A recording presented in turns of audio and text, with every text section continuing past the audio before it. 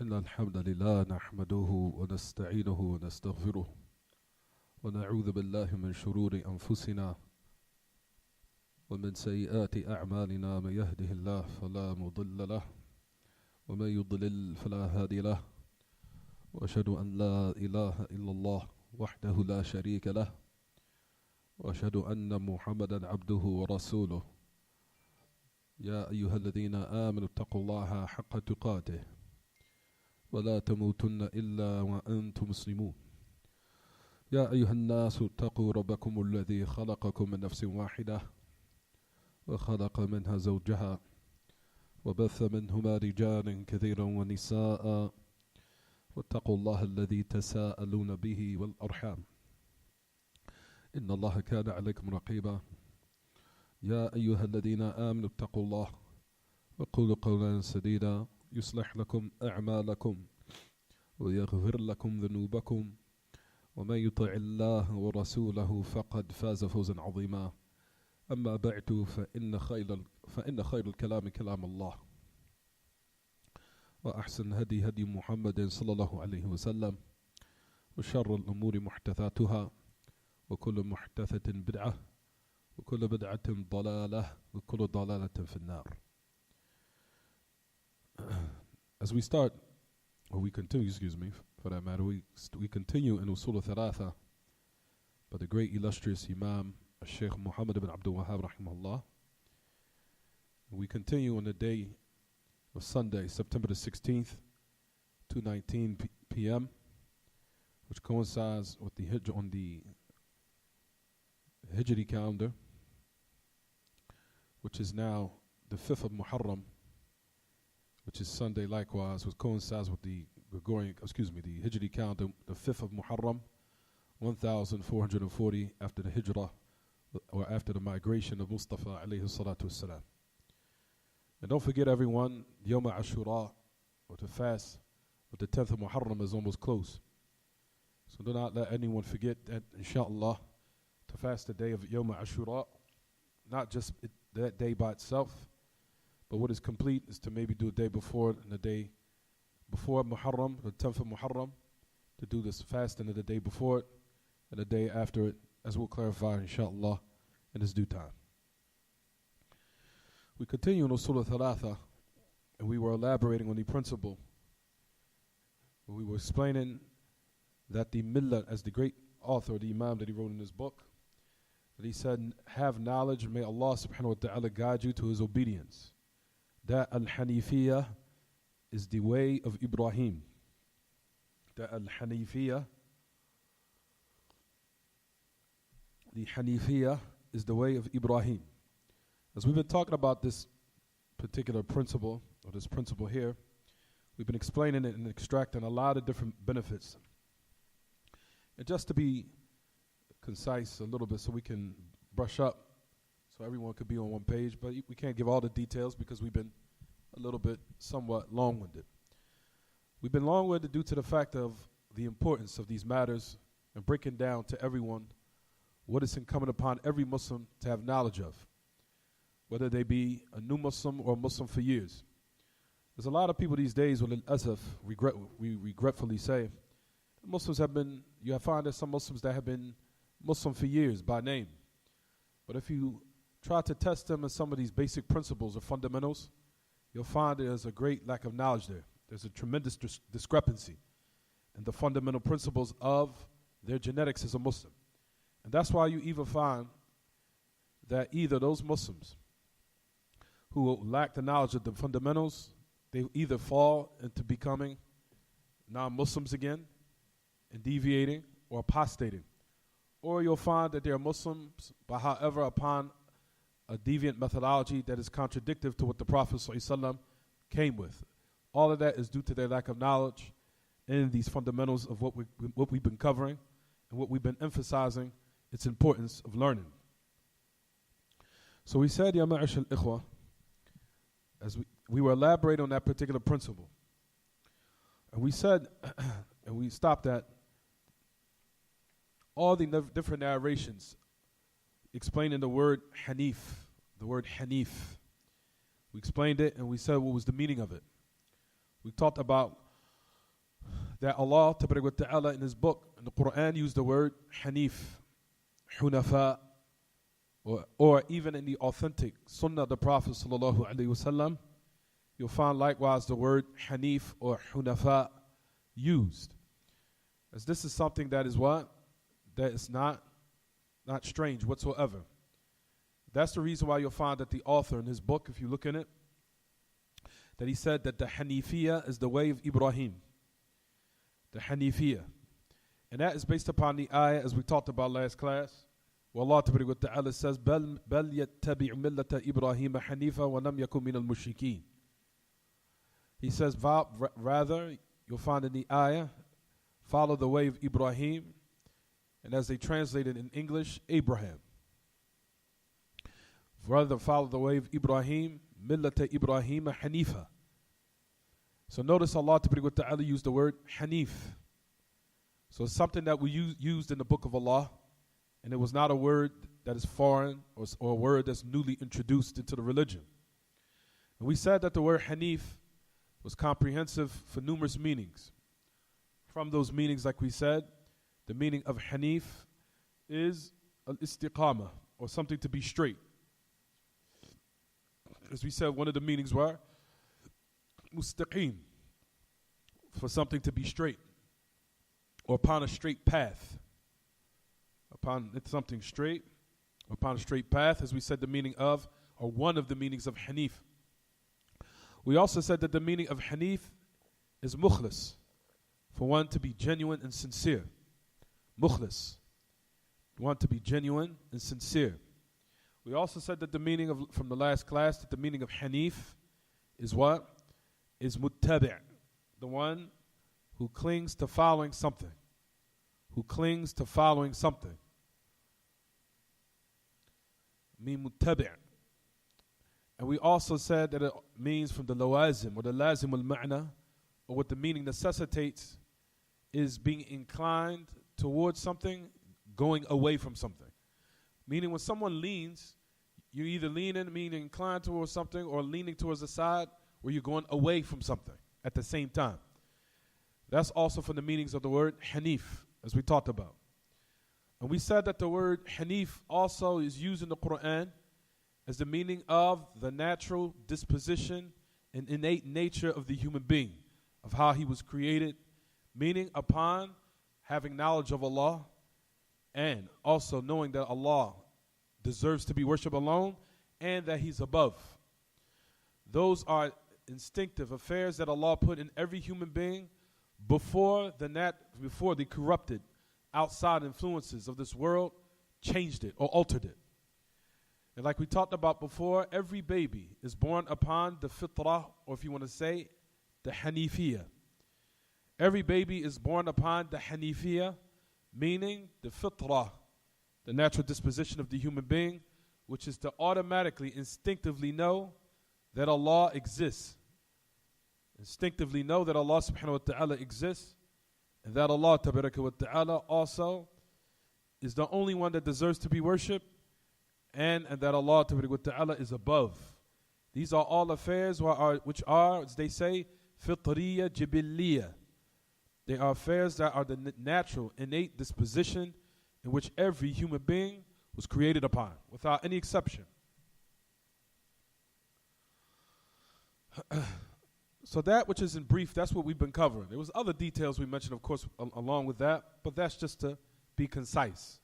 That's why you find that the Imam had mentioned in his book that from the fundamentals is have knowledge, may Allah guide you and give you rushd. And we said that the meaning of the word rushd is that not only Allah give you knowledge, but also may Allah give you success to bear the fruits of that knowledge, which is to apply it and to also perform an abundance of righteous actions, which are the fruits of the knowledge you attain.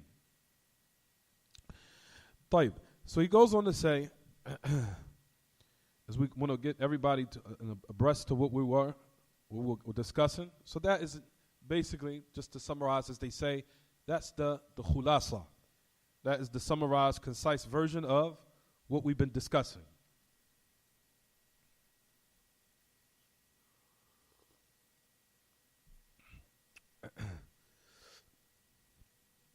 We stopped at the hadith of the Prophet ﷺ, which is the hadith of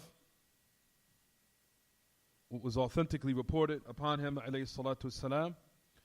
As number one is the hadith of Iyad ibn Himar al-Mujashi'i, the great Sahabi, the great companion.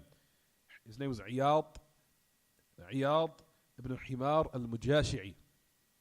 As Iyad ibn Himar al-Mujashi'i said, Allah Ta'ala says, إِنِّي خَلَقْتُ عِبَادِي حُنَفَاء كُلَّهُم فاجتالتهم الشياطين عن دينهم فأمرهم وحرمت عليهم ما أحللت لهم وأمرتهم أن يشركوا بي ما لم أنزل به سلطانا. As it says in the narration, إني خلقت عبادي حنفاء كلهم فاجتالتهم الشياطين عن دينهم فحرمت عليهم ما أحللت لهم وأمرتهم أن يشركوا بي ما لم أنزل به سلطانا. The narration where it says, verily Allah Ta'ala says in the hadith al-Qudsi, or you can say al-Qudusi, he said, verily I created my ibad, my servants, upon, notice it says the word hunafa. So the word hanif was used in this narration. Hanif, but it's the plural form, hunafa. I created my servants hunafa, all of them. Meaning, what's the meaning of hunafa? Meaning to the knowledge that Allah exists, the knowledge that Allah deserves to be worshipped, and the knowledge that Allah is above instinctively. As we talked about this on many occasions, we said that if a newborn child was left on a desolate place without any corrupted outside influences of this world,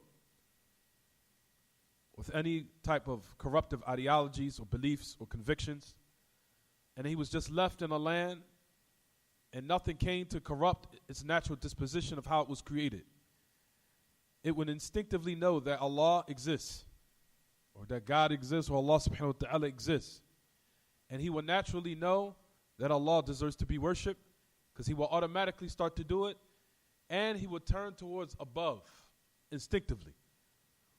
That's before the corruptive ideologies came and changed it and altered it and warped it. And that comes in another narration which we'll discuss after this one. Where Allah Ta'ala says, I created all my servants hunafa, all of them. He says, so the shayateen, the unseen devils, whether they be from the human being or the unseen shayateen or from the ins, from mankind, he said they took them away from their religion, or from what was correct, the correct deen, or the correct affair, or the religion of what they profess.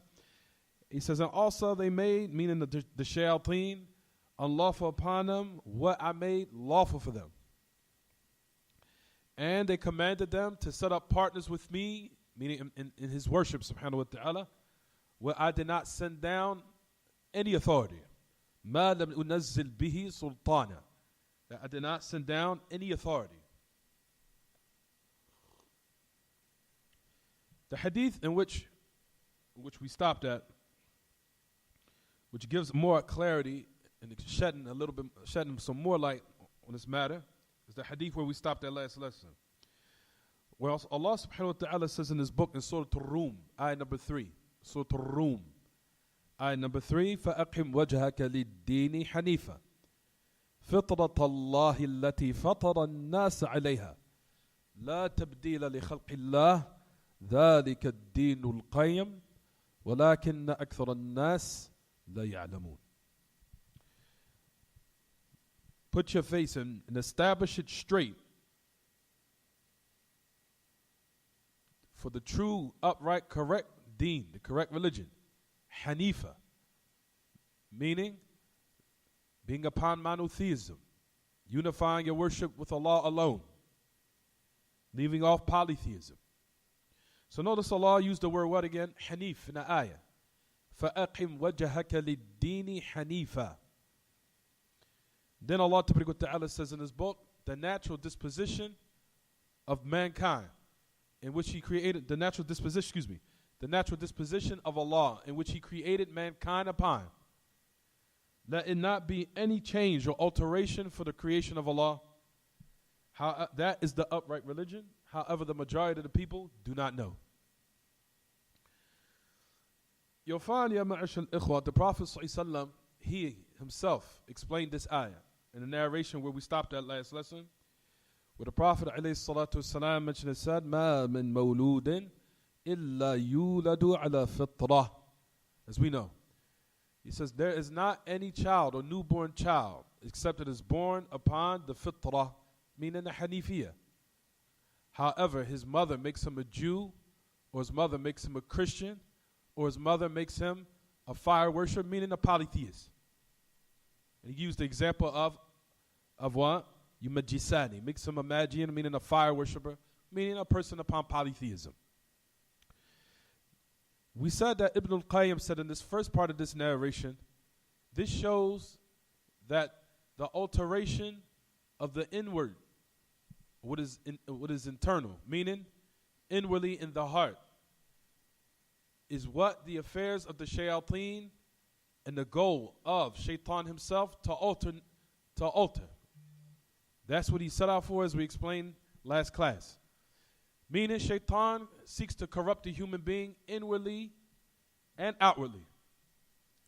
In his spirit, in his ruh, in his heart, his conviction, and in his outward appearance, as we talked about last lesson. Due to the fact that the Prophet ﷺ said in this narration, he said that every human being is born upon the natural disposition of what? Al-Fitrah. But however, or the Hanifiyah, however, his mother makes him a Jew, a Christian, or a Magian, meaning a fire worshiper, or a person of idolatry. Then the Prophet ﷺ said in the last part of the narration, he said, كَمَا تُنْتِجُ الْبَهِيمَةُ بَهِيمَةً جَمْعَاء هَلْ تُحِسُّونَ فِيهَا مِنْ جَدْعَاء.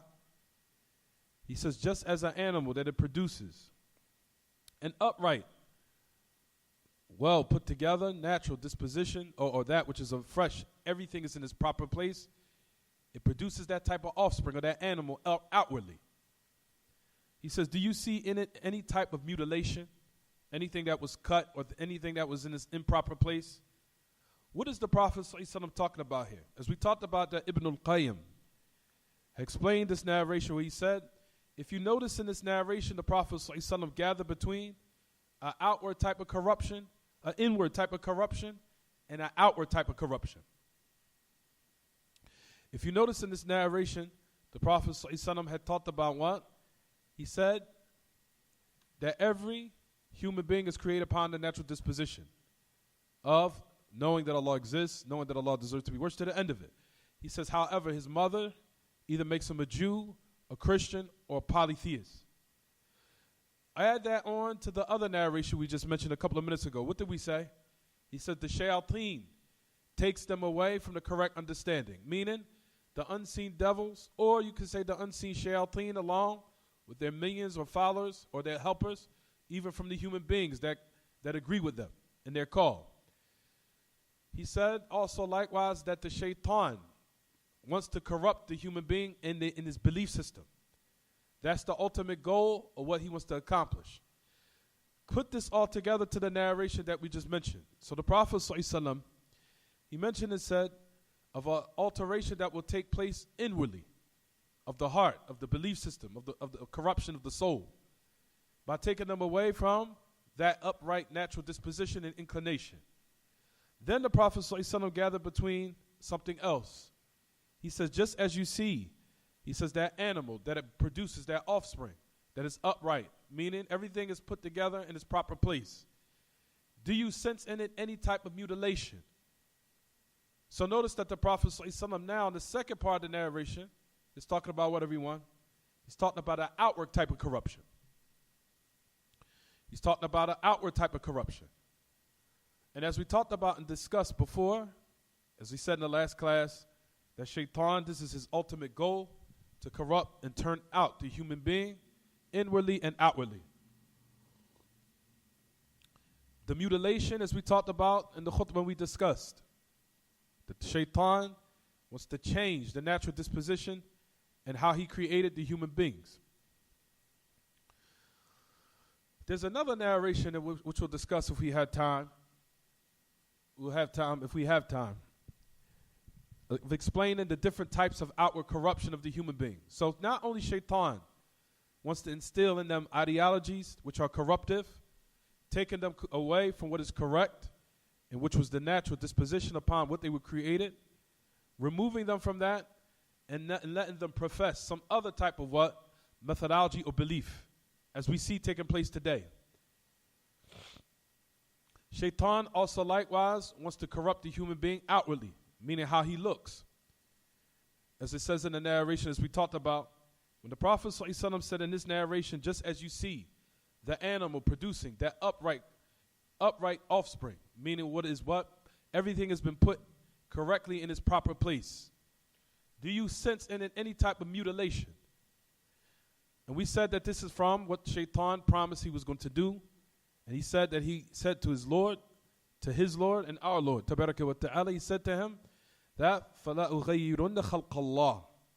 He said, وَلَا آمُرَنَّهُمْ فَلَا يُغَيِّرُنَّ خَلْقَ اللَّهِ. You're going to say the full ayah that he says, وَلَا أُضِلَّنَّهُمْ وَلَا أُمَنِّيَنَّهُمْ وَلَا آمُرَنَّهُمْ فَلَيُبَتِّكُنَّ آذَانَ الْأَنْعَامِ وَلَا آمُرَنَّهُمْ فَلَيُغَيِّرُنَّ خَلْقَ اللَّهِ وَمَنْ يَتَّخِذِ الشَّيْطَانَ وَلِيًّا مِنْ دُونِ اللَّهِ فَقَدْ خَسِرَ خُسْرَانًا مُبِينًا يَعِدُهُمْ وَيُمَنِّيهِمْ وَمَا يَعِدُهُمُ الشَّيْطَانُ إِلَّا غُرُورًا أُولَئِكَ مَأْوَاهُمْ جَهَنَّمُ وَلَا يَجِدُونَ عَنْهَا مَحِيصًا. There's Allah Tabaraka wa Ta'ala says Surah An-Nisa.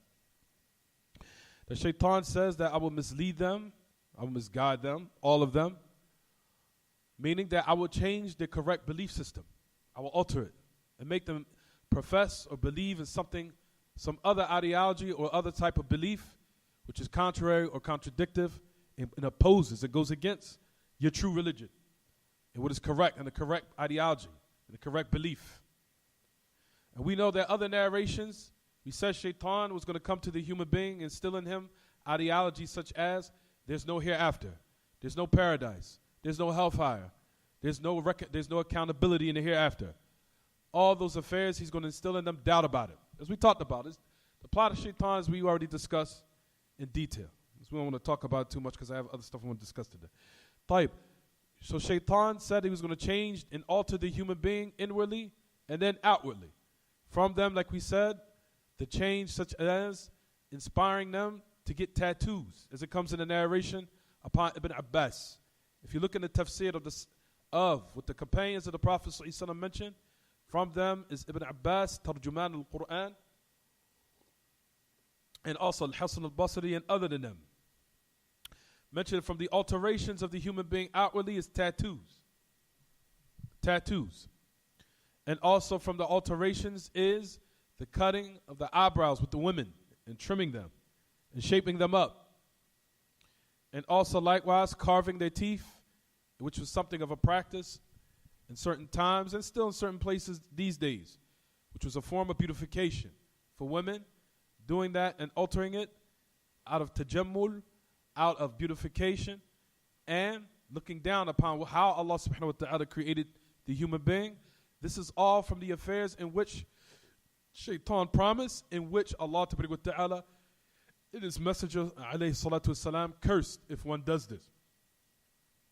And also from the alterations of the outward or corruption of the human being is men looking like women, women looking like men, tattoos on their bodies, also changing the different parts of their bodies with the intention of beautification, not with the intention of removing a harm or a health hazard, but rather out of beautification, which is likewise the alterations in which Shaitan promised he was going to command the human beings to commit, which is from the affairs in which Shaitan shows that he wants to turn the human being totally out, inwardly and outwardly.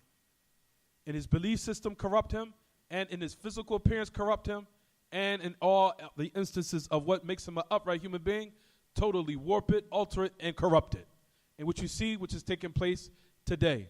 Men cut their beards, they trim them, they look like women now. They also wear tight clothes like women now. And then now you see men, they wear makeup like women now.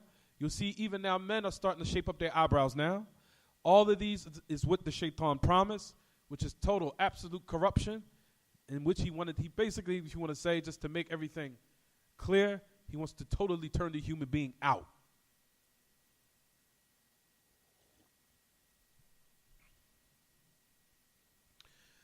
Based upon these narrations, does this narration contradict the statement of the statement of Allah? There's a narration. This is what I want to discuss today.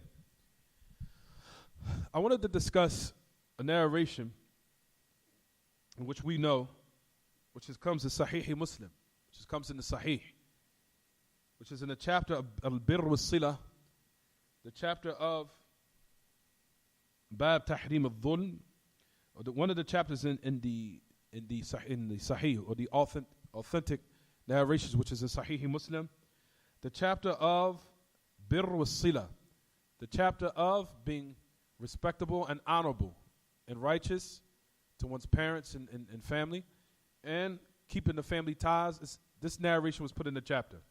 But at any rate, just to make a long story short, or make it concise, the Prophet ﷺ said that Allah Ta'ala says, "O my servants, kullukum dallun illa man hadaytuh, fastahduni ahdikum." O my servants, all of you are misguided, except the one who I've guided. Ask and seek my guidance, I will guide you. Does this narration oppose the narrations of what we just said a couple of minutes ago? How every newborn is born upon the upright, correct, natural disposition or inclination of knowing that Allah exists, knowing that Allah Ta'ala also deserves to be worshipped, that Allah is above. Does this narration contradict that? It says in the narration, all of you are misguided, except the one who I've guided. Seek my guidance, I will guide you. Is there a contradiction? The answer is, there isn't any contradiction.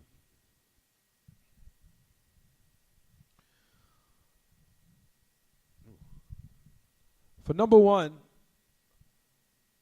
what is intended of this particular narration, when Allah Ta'ala used the word dalal, misguidance, that is something of what every human being likewise does not escape, meaning to have lack of knowledge of an affair, meaning all of us were born, of course, with a natural disposition of knowing that Allah subhanahu wa ta'ala exists, and that Allah wa ta'ala, of course, deserves to be worshipped, and that Allah wa ta'ala is above. However, as they say, أن المقصود بالضلال هنا هو عدم التمكن من معرفة تفاصيل الشريعة إلا بهدي من الله. The answer is just to make it straight to the point. When Allah Ta'ala in this narration said that all of you are misguided, what is intended by misguidance here is that one not having the ability of having knowledge of the details of the Kitab and Sunnah. The knowledge of having the details of Kitab and Sunnah in the Sharia. That's only by success and guidance from Allah. That's why it says in the hadith, the Prophet ﷺ mentioned and said that Allah says, ask for my guidance, I will guide you. Meaning the knowledge of what? The details of the Kitab and Sunnah. Such as, for example, the names of Allah and His characteristics. Because we know that some of the characteristics of Allah and some of the names of Allah, there's no way we can have any knowledge of it, whether you be a person that's upon the upright natural disposition or inclination. There's certain names and attributes of Allah that we wouldn't know unless Allah informed it through the revelation, not by the natural disposition of what He created human beings upon. Meaning that the Muslim or the one will have to read and he have to seek out the knowledge to attain it. So before that, he was in a state of ignorance, which is a form of misguidance. Because when people have to realize that, Jahl is a form of misguidance.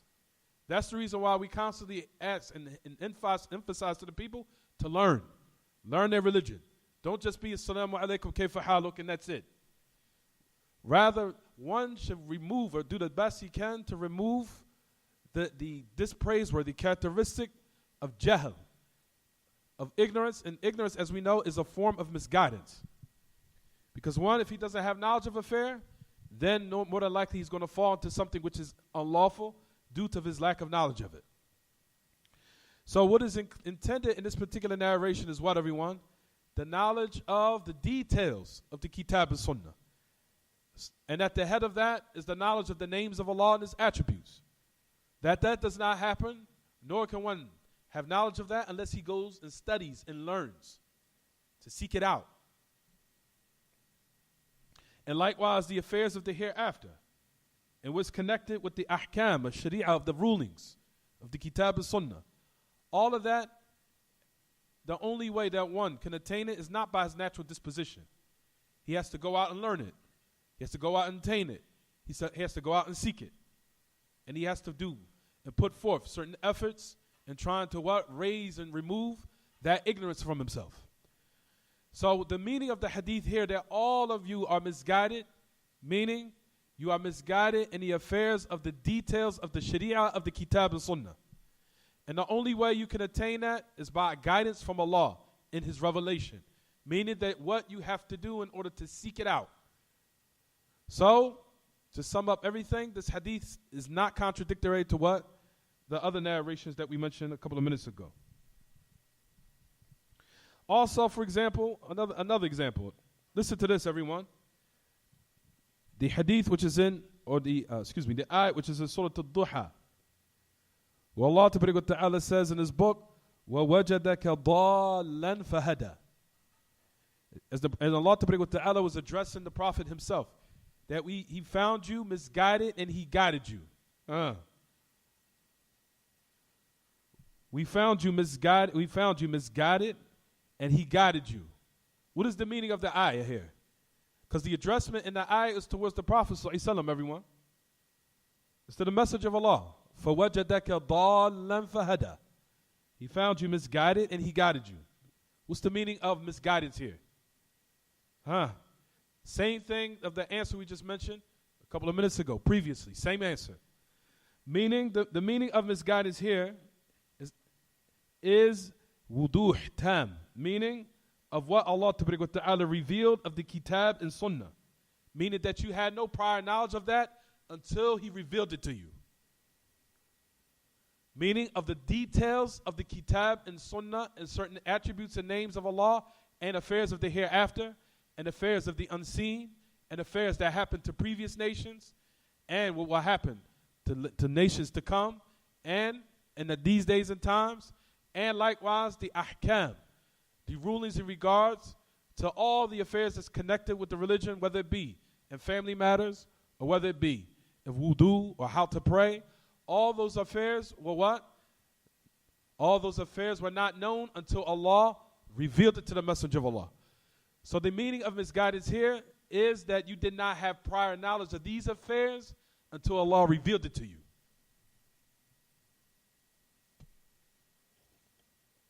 So when a person hears the word dalal here in this ayah, don't let it mean that he was misguided in his knowledge. No. We don't say that out of respect and honor and reverence for him, sallallahu alaihi wasallam. But what we say is of affairs he did not have prior knowledge of until Allah revealed it. That's the meaning of the ayah. Is it clear what I'm saying, everyone?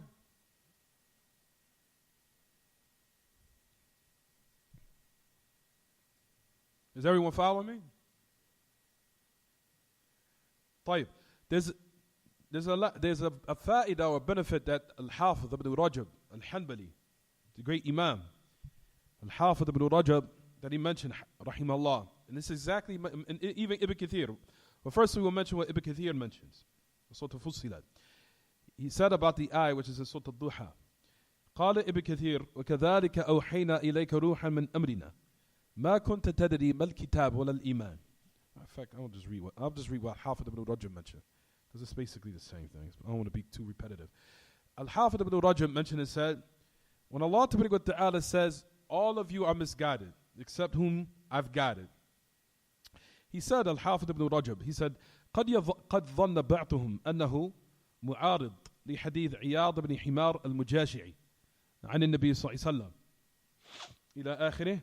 He said, وَلَيْسَ كَذَلِكَ فَإِنَّ اللَّهَ خَلَقَ بَنِي آدَمَ وَفَطَرَهُمْ عَلَى قبول الإسلام والميل إليه دون غيره والتهيؤ لذلك والاستعداد له بالقوة ولكن لا بد للعبد من تعلم الإسلام بالفعل فإنه قبل التعلم جاهل لا يعلم شيئا قال الله تبارك وتعالى والله أخرجكم من بطون أمهاتكم لا تعلمون شيئا وقال الله تبارك وتعالى ووجدك ضالا فهدى والمراد وجدك غير عالم بما علمك من الكتاب والحكمة كما قال الله تعالى وكذلك أوحينا إليك روحا من أمرنا ما كنت تدري ما الكتاب ولا الإيمان ولكن جعلناه نورا نهدي به من نشاء من عبادنا وإنك لتهدي إلى صراط مستقيم إلى آخر الآية. So Al-Hafidh ibn Rajab, he gave a tremendous benefit in this regard. Listen to what he said. He said the meaning of the hadith from the Prophet ﷺ does not contradict the hadith of Iyad ibn Himar al-Mujashi'i that Allah created all of his servants upon Hanifiyya or Hunafa. He said this hadith is not contradict that one. Why? Listen to what he goes on to say. He says, because verily Allah created the children of Adam and he created them upon the natural disposition of accepting Islam. He created them upon the fitrah of accepting Islam, when inclination towards it, an inclination towards it, and leaving off other than it, and preparing for its acceptance, being ready for its acceptance strongly in the manner what they will grasp it. He says, however, listen to what goes on to say. However, it's incumbent upon the abd or the servant to learn Islam by action, meaning by going out to seek it. So the natural disposition is just what? It's just like a preparation. Its knowledge is there of Allah existing, Allah knowing that He deserves to be worshipped. That's the preparation, inclination towards it. He says that is already what? It's like a preparation, the foundation of. And the inclination is there. The instinct is there. And it being prepared for its acceptance is there. He says still, however, it's incumbent upon the servant to what? To go out and seek what will what? Put everything together. He says because before a person learns, he's what? He's ignorant. Before a person learns, he's jahil. He's ignorant. He said that, and for that reason, Allah subhanahu wa ta'ala says in another ayah, which is a Surah An-Nahl, Allah is the one that brought you out of the wombs of your mothers. You did not have knowledge of anything. لَا تَعْلَمُونَ شَيْئًا. You didn't have knowledge of anything. Meaning the affairs of the tafasil, of the knowledge of the details of the kitab and sunnah and what we just mentioned. So is it clear what we said, everyone? Jayyid. The reason why I go slow because we have to take in consideration all the levels of the people, because some people, I would say something, they still be like, repeat that again.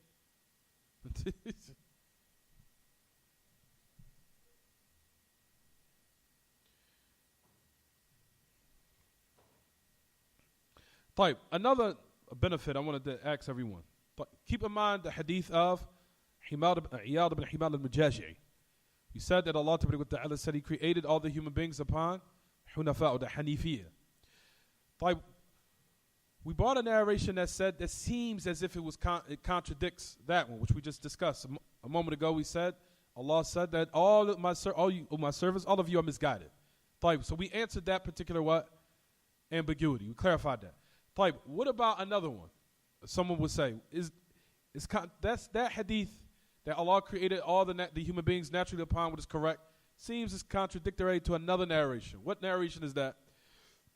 The hadith of Abdullah ibn Mas'ud, where the Prophet said, he says, verily Allah gathers the creation of one of you in the womb of your mother, or the womb of his mother, 40 days as a drop, then it becomes a clot, then it becomes a morsel of flesh. Then Allah sends the angel. He's commanded with 4 affairs, he's commanded with 4 words or 4 affairs.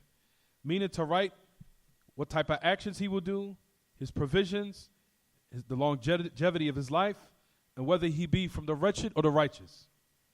Then he blows in him the spirit. طيب, does this hadith contradict the hadith of Iyad ibn Himar al-Mujashi'i, everyone? Of saying that Allah created all of his slaves upon what is correct. upon with the natural disposition of the Hanifiyah, that they're upon the knowledge of Allah, the knowledge of Allah exists, and the knowledge of Allah, knowledge of the law deserves to be worshipped to the end of it. Does it contradict it? How? What's the answer?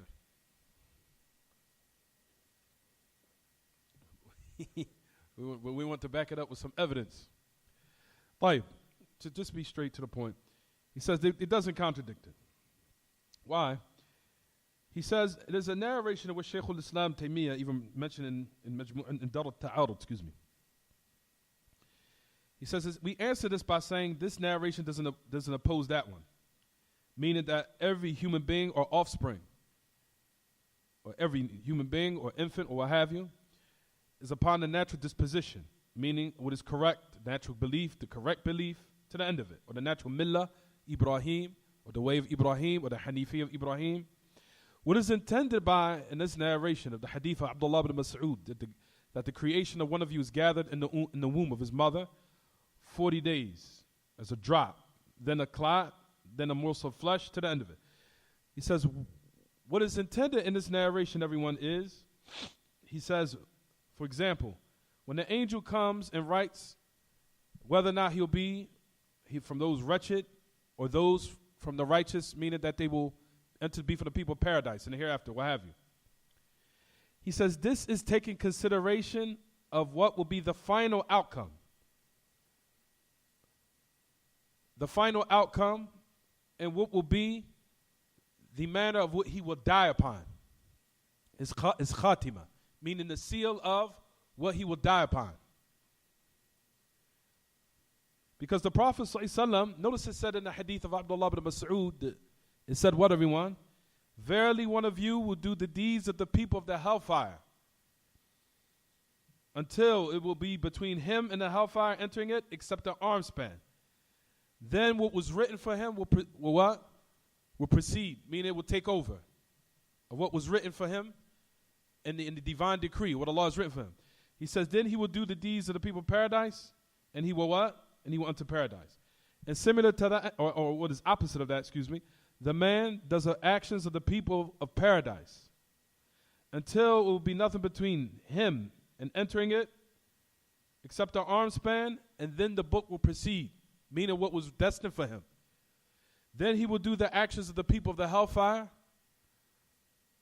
and he will start to do the actions of the people of the hellfire, and he will die upon that, and he will enter it. So this is what Shaykh al-Islam mentioned and said. He's saying in exactly what this is actually synonymous. He says, this shows, or this hadith, he says, من أن من قال بإثبات القدر وأن الله كتب الشقي والسعيد لم يمنع ذلك أن يكون ولد على الإسلام. He says, of what? He says, the one who says, of course, of what we do say, the affirmation of the divine decree and destiny of Allah, meaning what has been written out and what has been measured and what has been destined for the creation, whether it be generally or individually. That Allah had written some to be what? Righteous, and some to be what? Be wretched. He says that does not hold back, or that does not prohibit it, nor does it contradict that the people would be born upon what is correct. Then they change and they become what? Altered. Is there any contradiction in that? That's clear. That they will be born upon what is correct, then it will what? Something comes and it alters and it changes it. After that, just as when the Messenger of Allah said, كما تولد البهيمة جمعاء ثم تغير بعد ذلك فإن الله تعالى يعلم الأشياء على ما هي عليه فيعلم أنه يولد سليما ثم يتغير.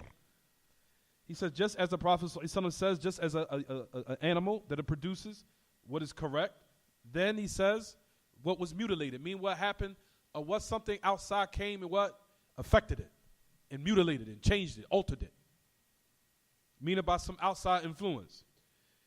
He said, then it changed after that. For verily Allah knows the affairs. He knows things upon what they're supposed to be upon. He says for that, and then from that is that all knowledge that something will be born correct, then it will change and be altered. Is it clear now? Or does it need to be what? Repeated again. Does everybody follow me? Jay. He says, so all the athar. So a person would say, because I don't want everybody to get a wrong impression, that now because since things have been destined, of course we know Allah Ta'ala is destined to decree everything. But still, as we know, just to add a side benefit, this has nothing to do with what the discussion is, but just for some people probably listening to say, Tayyib, if that's the case, everything has been destined, then what is fair for us to do? The Prophet ﷺ answered this in narration where he said, oh, and that's exactly what the Sahaba asked the Prophet ﷺ. He saw a message of Allah. He said, if the affair is over, what do we do? The Prophet ﷺ said, i'malu. He said, i'malu, فَإِنَّ كُلًّا مُيَسَّرٌ لِمَا فَإِنَّ كُلُّ مَنْ يَعْمَلُ بِمَا يُيَسِّرَ لَهُ وَمَا تَيَسَّرَ لَهُ فَأَهْلُ الشَّقَاوَةِ يَعْمَلُ لِلشَّقَاوَةِ أَهْلُ السَّعَادَةِ يَعْمَلُ لِلسَّعَادَةِ. First of all, the Prophet ﷺ said, when the Sahaba said this, O Messenger of Allah, what do we do? If the affair has already been destined and decreed, what do we do? He says, work and do righteousness. Set out to do it anyway. He said, for everyone, it will be facilitated of what he was created for. So the message, and also likewise, another thing, you'll find another narration. The Prophet ﷺ also had said to us, ask Allah Ta'ala to what? Make dua to Allah and supplicate to Allah that He give you success and that you also inspire your heart and also turn your heart to what is correct and to keep your heart firm. All these affairs in which will be the reason of what? You being from the people of what? Of those who are righteous. Because at the end of the day, whether you're from those who are wretched or righteous, you do not know. It's still what? It's still not known. You do not know. So due to the fact that it's been hidden, ask Allah for guidance. This it says in the hadith as we just mentioned. Seek Allah's guidance. Make dua to Him constantly. Memorize those supplications. And also set out to do what will benefit you. So the Prophet ﷺ said, work. He says, i'malu. Do and set out to do what's correct. He says, فَكُلٌّ مُيَسَّرٌ لِمَا خُلِقَ لَهُ, as it says in the narration. He said, for everyone, it will be facilitated what he was created for. He said, for the people of wretchedness will be what? They will work towards wretchedness, and the people of uprightness and righteousness they will do of righteousness. So no one can say now, because we don't want shaitan to now think that what? That now you have knowledge of the qadr of the unseen. Because no one knows the outward or the final outcome of anyone's destiny. No one knows. For that reason, like we said, if this is the case where your outcome or your destiny or your final affair of how you will end up is not known, is hidden. Even though we know in our aqidah and our belief system is to believe this. But however, still at the same time, the Prophet ﷺ is giving us instructions of how to be from the people of righteousness, whereas he mentioned and said, to memorize those supplications, to also keep and ask Allah in those salawat.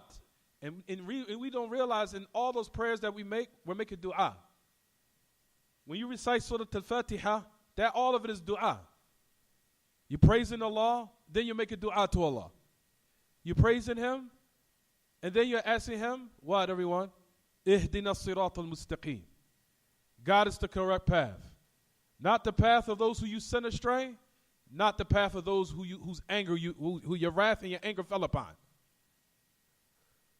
So all of that is what? Is aiding you and keeping you firm and steadfast to make you upon those, inshallah, from those who will be righteous.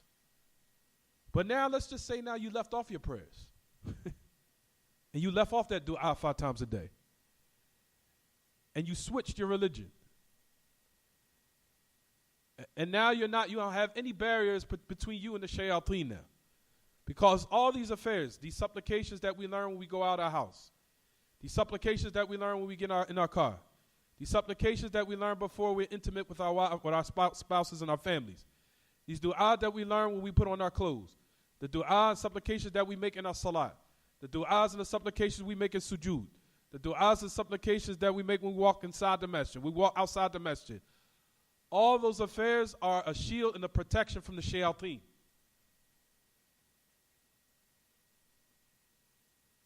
Shield and a protection from the shayateen where you're punishing your shaitan.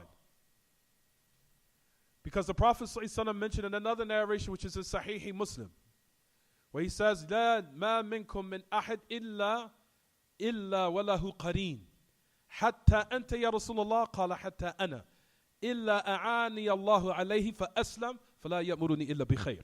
As it says in the narration. Why? Because the Prophet ﷺ said, there's nobody from amongst you, meaning the human beings, except that he is paired up with a shaitan. That he is tested with a shaitan. He's tested and tempted with a shaitan.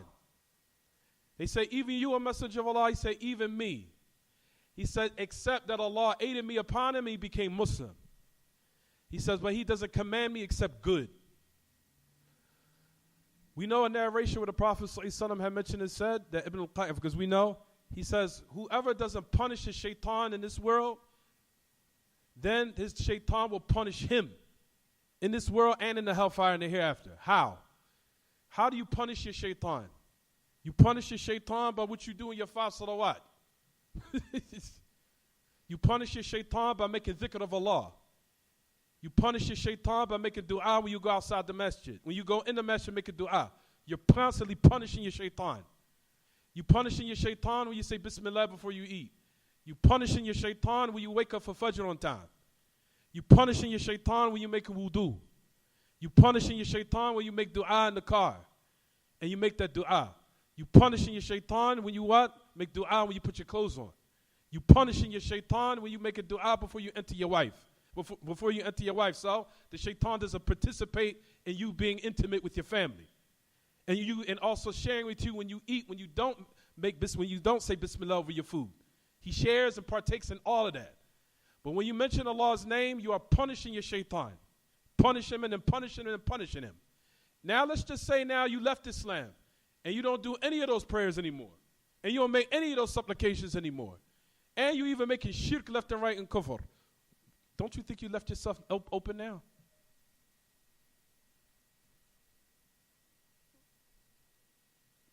Is it clear what I'm saying, everyone?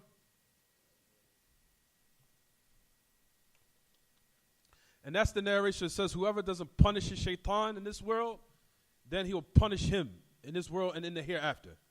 And this is what you see happening now. You see it taking place every day. So that narration of what, everyone? That narration, like we said, is not contradictory with the narration of Abdullah ibn Mas'ud of that all of you are what? That everything has been decreed and destined and written out. Does not oppose the hadith of what? Iyad ibn Himar al-Mujashi'i. It doesn't oppose it whatsoever. That the human being will be born upon what's correct. Then after that it will change due to some type of what? Influence.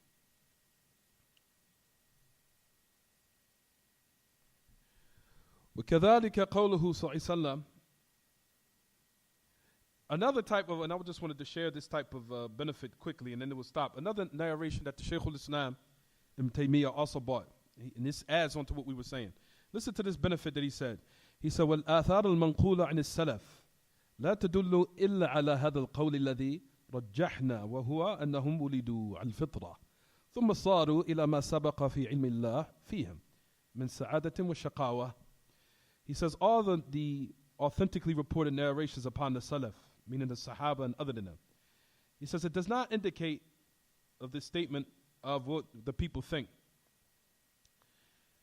He says just because they are born upon the natural disposition or inclination of what is correct, then of course that they will not be affected later on. Rather, they will be affected. They will be affected, and all that still, at the end of the day, is still in the knowledge of Allah. Upon them of what He's destined and decreed. Of those who will be what? Righteous, or those who will be wretched.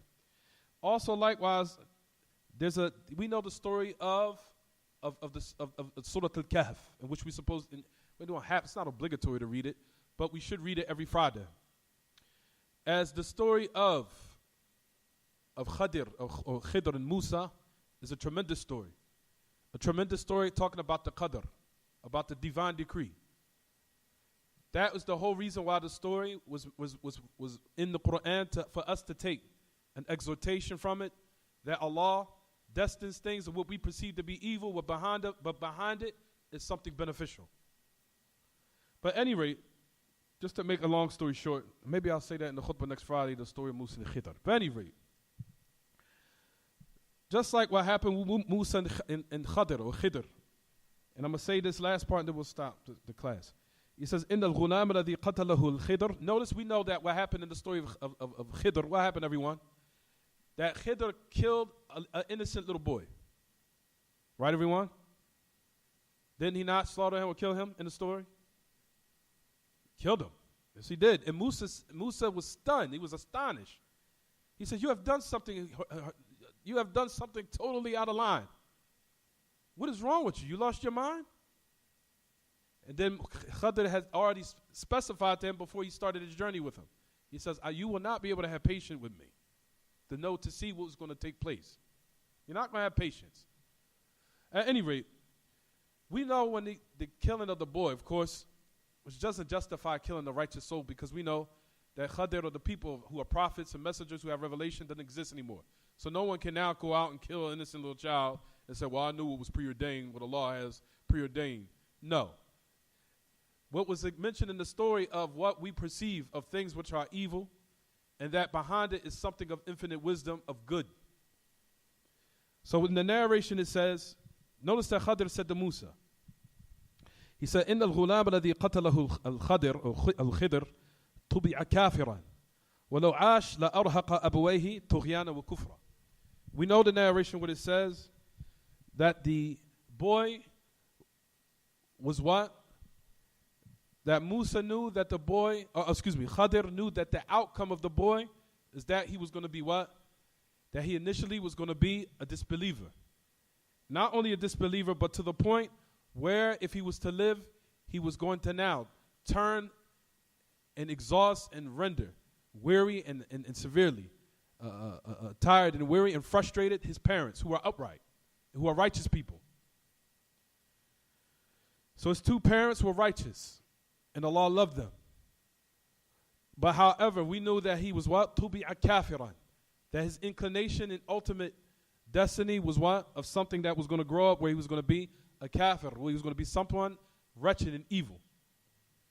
And which he would become as a result of it. He would frustrate the parents, and he will also afflict them with transgression and even influence them to be upon kufr also.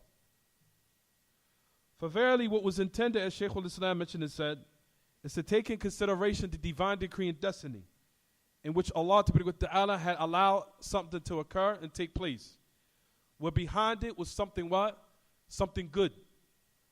How many of our sisters have miscarriages? How many of our sisters have lost their child or something that was loved to them? Not knowing what was behind it, that if that child was to live, maybe it would have turned you back to kufr, which is worse. And that you meet Allah upon kufr. Or that you meet Allah upon polytheism. Like we always, it's sad that our minds is only what's in front of us.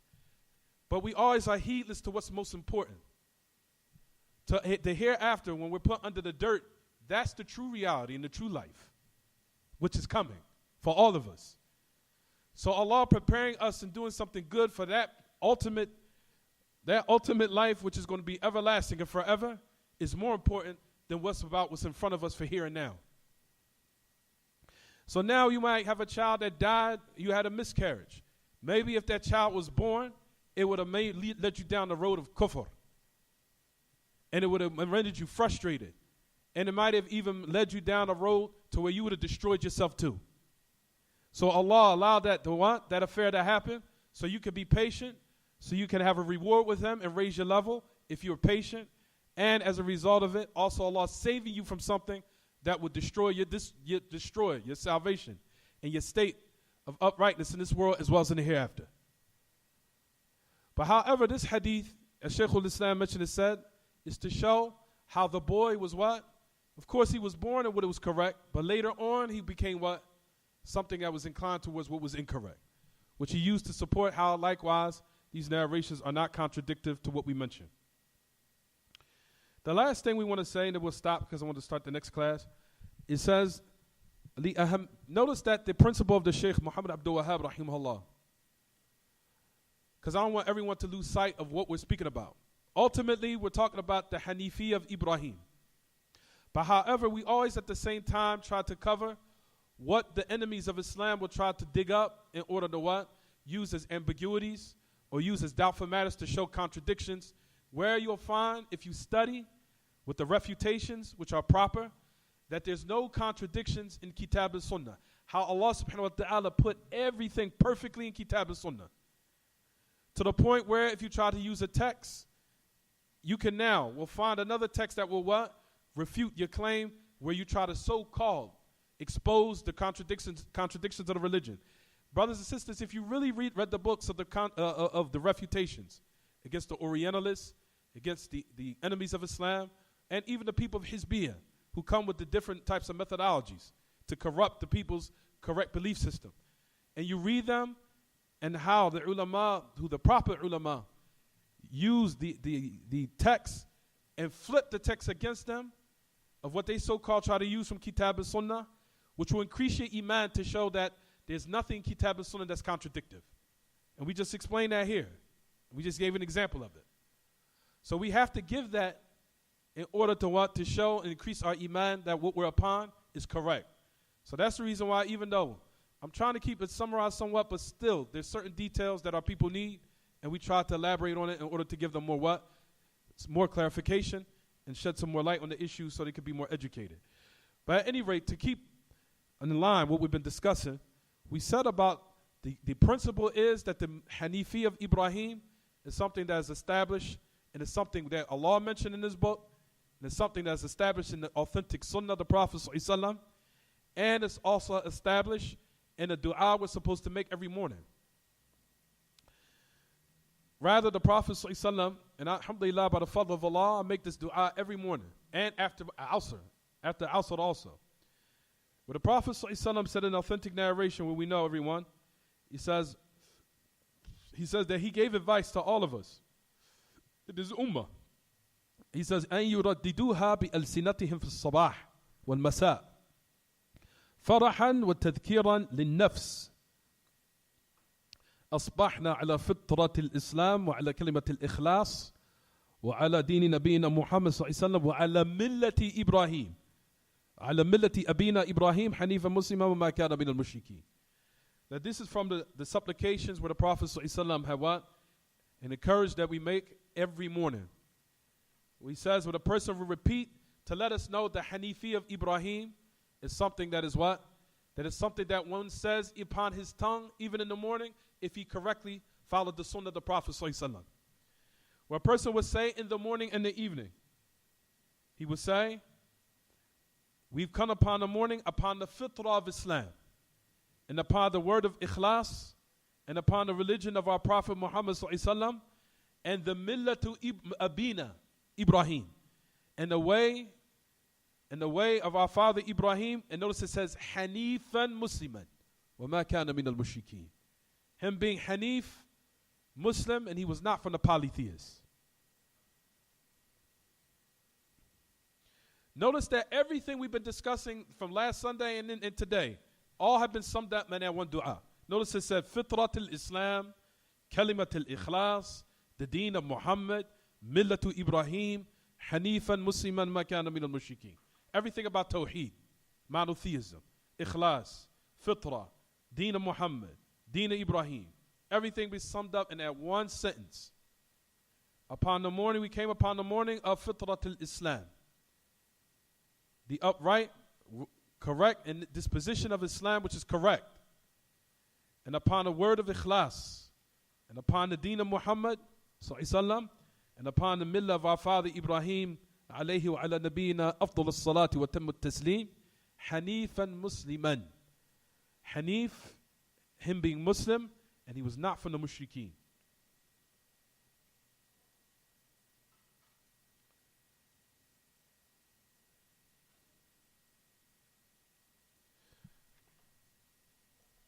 We'll stop here, inshallah, and then we'll take the next principle, next class, everyone. I think we'll elaborate on this enough. The next principle, I want everyone to look in a book where it says that you worship Allah alone, making it sincere for Him, the religion. Making it sincere for Him, the religion. And we'll talk about the different types of ubudiyah. different types of ubudiyah. Because there's ubudiyah amma, there's ubudiyah khassa. We'll talk about all that next class. طيب, we'll stop here. هذا وصلى الله وسلم وبارك على نبينا محمد وعلى آله وصحبه وسلم. سبحانك اللهم وبحمدك وأشهد أن لا إله إلا أنت أستغفرك وأتوب إليك. Any questions about the class or the lesson, anyone?